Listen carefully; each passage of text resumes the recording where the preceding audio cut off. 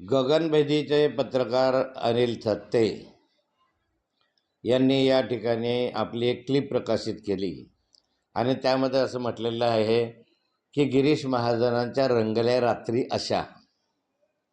त्यात त्याने डिटेल सांगितलेलं आहे की गिरीश महाजनांचे एका महिला IAS अधिकाऱ्याबरोबर संबंध आहे. तिचं नाव मला माहिती आहे, पण ते सांगणं उचित होणार नाही असे त्यांनी म्हटलेलं आहे.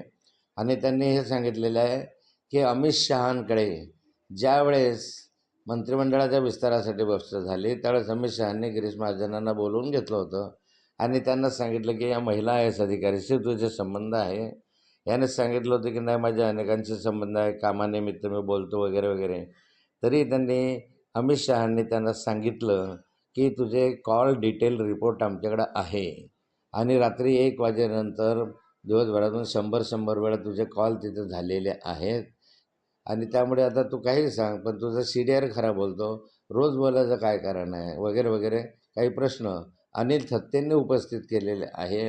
अमित शहांच्या वक्तव्याचा हवाला देऊन मला वाटतं की या संदर्भामध्ये जे CDR आहेत ते 10 वर्षाचे जर गिरीश महाजनांचे तपासले तर खरी वस्तुस्थिती समोर येईल की याच्यामध्ये तथ्य काय आहे.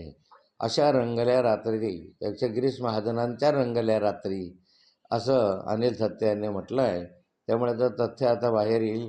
मी पण अमित शहा साहेबांची भेट झाली तर मी पण त्यांना हे विचारणार आहे की याच्यामध्ये तथ्य किती आहे. मी स्वतः भेटतो बऱ्याचदा अमित शहा साहेबांना, त्यामुळे त्यांना भेटूनही एखाद्या वेळेस चर्चेमध्ये विषय निघाला तर मी त्यांना हे विचारेल की असं असं खाली चालू आहे तर नक्की काय आहे.